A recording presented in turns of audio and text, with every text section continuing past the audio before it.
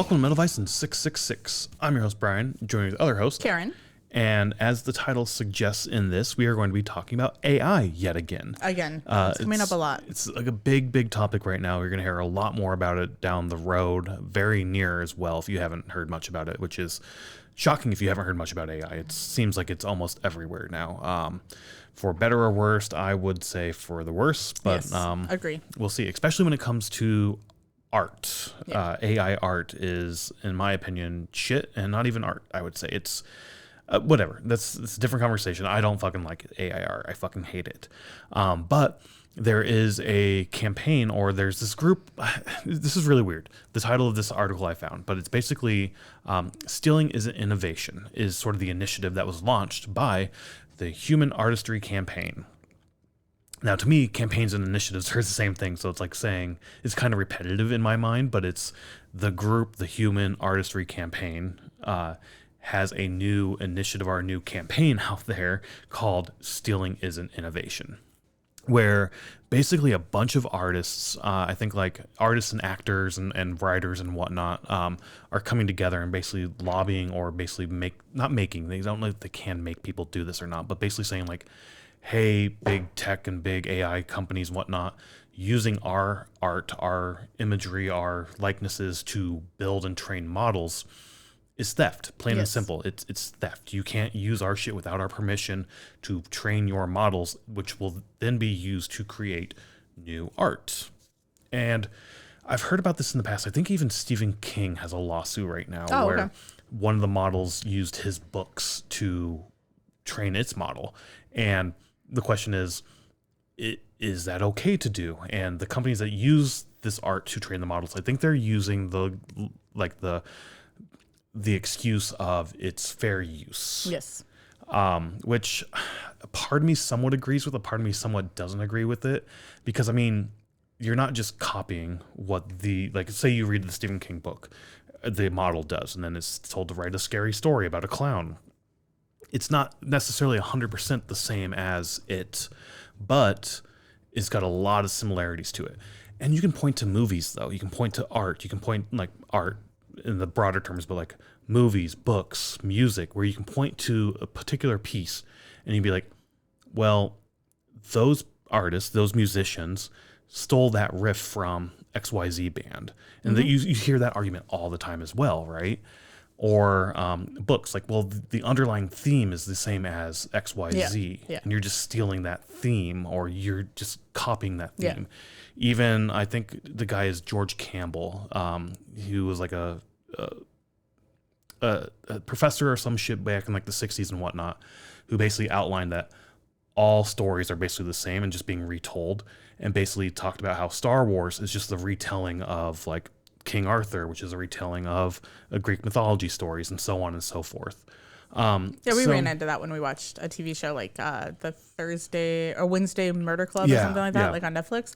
And I told you, I was like, this is just like books that I've read before where it's a murder mystery and it's like, this is going to happen. And then at the end of that chapter, something like a suspenseful thing happens, and then you'll go into the next thing. And I'm like, that's exactly how I mean, it's based off of a book, but that's how it was written. And I was like, I bet you this is like a series of murder mysteries, and that's exactly what it was.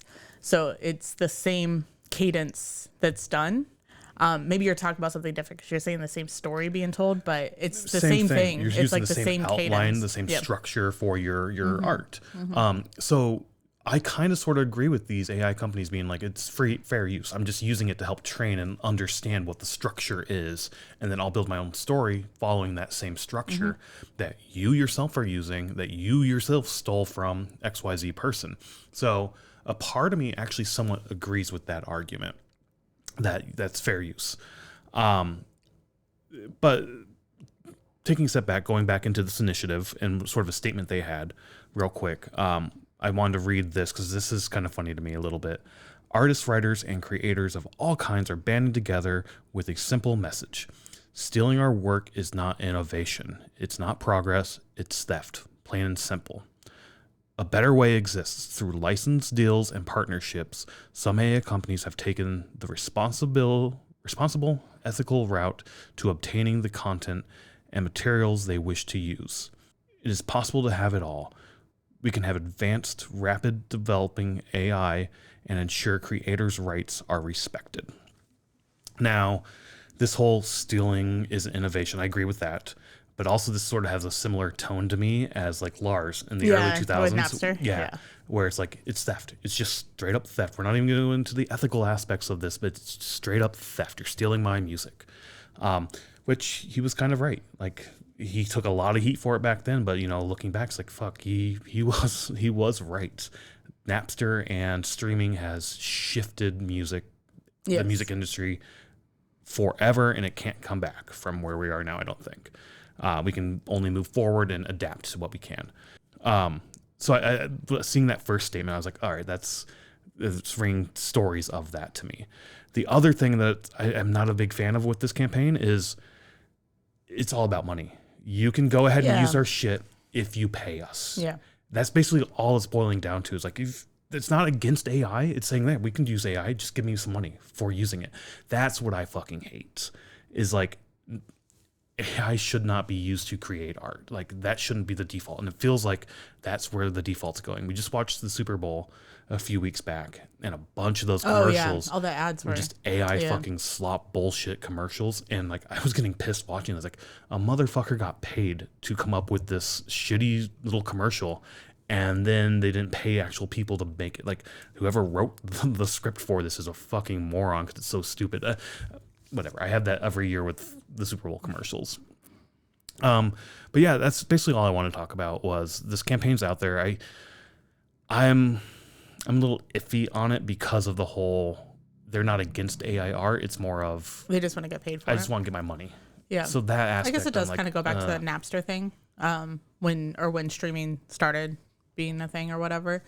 Well, I guess, is Napster considered streaming? Because that was downloading. Yeah, whatever. No, yeah. Yeah, but I mean, it's everywhere though. I mean, my work is pushing for it. Like, Same. I have to do so many hours of training on AI and like all this shit, and it's like, what's gonna happen when there's no jobs, or not no jobs, because that's not gonna happen, but when positions are taken over because you don't need the manual analysis hours of going through a spreadsheet or whatever. Which I definitely see happening. Like, AI is going to impact our lives very drastically in the very, very near future.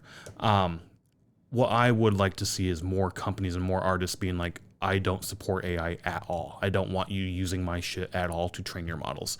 Where this is more of, we don't care if you use it, just give us money. Yeah. Bandcamp did that recently, where they announced like, hey, we're not going to have AI music in quotes on our platform. We're not going to support that. I wish more companies would come out in a firm stance against creative AI, again, creative AI, creative art, or like AI art in quotes. I wish more companies would come out and be like, we do not support this. We support the human element of art. Like, sure, you can, we said this at the beginning, or I said this, you can look at a story and it follows the same framework as other stories you've read. The good stories for me are the ones who take that framework and either twist it or completely break it, or take that and go in a completely new direction that it was never used or never seen before. That to me is when you see that pop up, it's like, holy shit, that is the art. They're like, oh my God, that's amazing. Thinking about like music, right? You see a band who's like, yeah, I was influenced by Led Zeppelin, and they go out and they make their own thing from that. They don't just go out and copy Led Zeppelin, Greta Van Fleet. You know what I mean? Like, yes, I knew exactly where you're going when you said Led Zeppelin. I was like, Greta Van Fleet's so like right there. Again, like, you hear that with real art, and I shit on that, and it's like, I don't like that. I avoid that because of that reason. But if a band says, oh yeah, Lamb of God, it's like, oh yeah, we heavily influenced by Led Zeppelin. It's like, I guess I can maybe hear it if you say that. But even like now, I'm just pulling shit out of my ass right now. Yeah. But you know what I'm saying? Like, that's to me when artists do pull from other artists for innovation or for creative endeavors, and then they sort of build on top of that and go in a completely different branch, a completely different direction. I love that. And you're not going to get that with AI. One thing I saw on Reddit a few months ago, somebody asked like ChatGPT or something to draw an image, and then they asked them to draw that same image 100 times, and it just devolved into just fucking garbage so quick. Which, you know, give it time and these things get better. But at the same time, like, no, I don't like that. As soon as I have a hint of AI in something, instantly am turned off by it. So I'm wishy-washy on this campaign. Like I said, mostly because of they just want money for it. Just give me my money. That's how I feel. I don't know what your thoughts are. I kind of dominated this conversation a little bit. Yeah, I don't like I think we've talked about AI a lot, and I don't like the AI being so prevalent in anything. Art, for one, because it does take away from the artist. And when I say artist, I mean physical art, music, movies, everything. Like, it just takes away from it. So I don't know. I didn't get out of this, we want money, when I read it once. But I can see now with this paragraph that you pulled out that they are like, we could have contracts and stuff like that. So, because I do believe it. During this whole conversation, I'm trying to remember, I believe Randy Bly from Lamb of God found that his book was on one of these AI platforms, models, to train others. And he put out, like, on Instagram or something, he put out, like, I found this, check to see if your work's out here. I've asked them to remove it. Like, I don't think it turned into litigation or anything. I think it was just like, I asked them to remove it. Interesting. So, and I don't know, I think it was his new book, Just Beyond a Light or whatever. Oh, really? Yeah. So I don't know.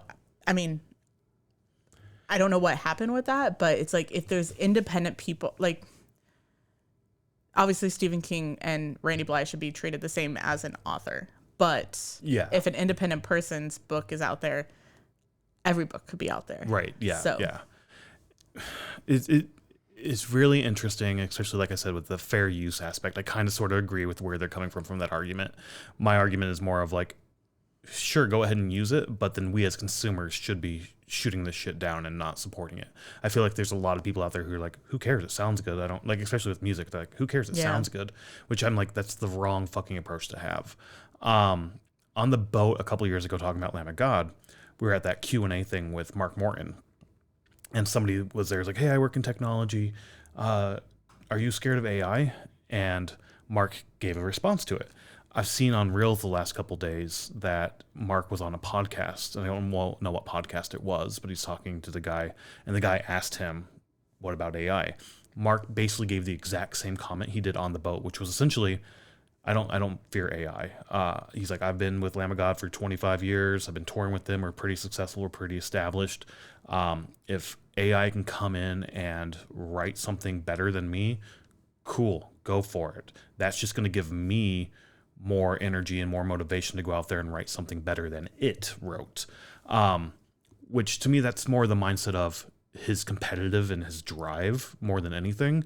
But also, like, if it wrote something better than you, was it using you as its model? So is that not you also? Like, it's a weird gray area. I think you're missing part of that conversation where he said, in the interview that you sent me, at least on Instagram, that he said he does see this as a problem for up and coming artists. He does say that. Yes, he does say that. So for him particular, he did say, we're established, we have, we are out there.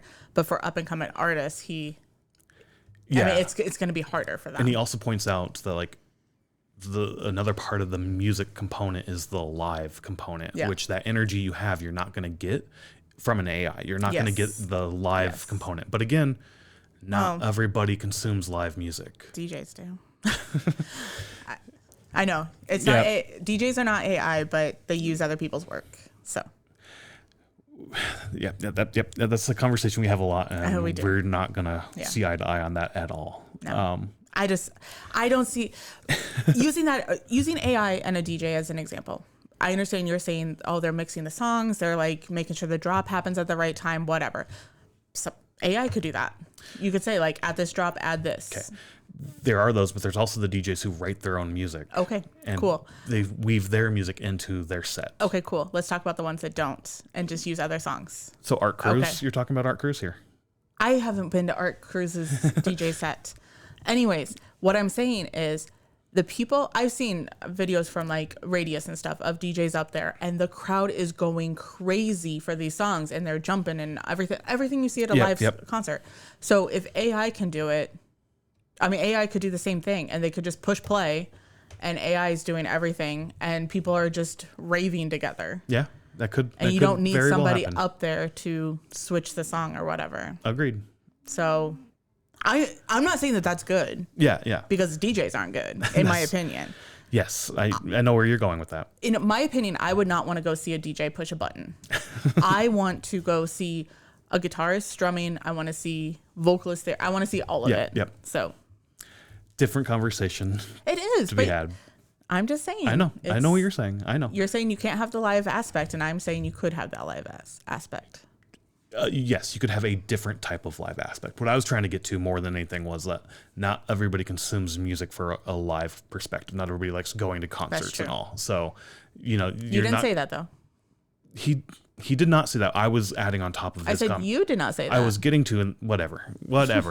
This conversation has devolved into similar topics yet different topics. In any case, I just wanted to quickly talk about this little initiative thing here going on that, like I said multiple times, I am wishy-washy on.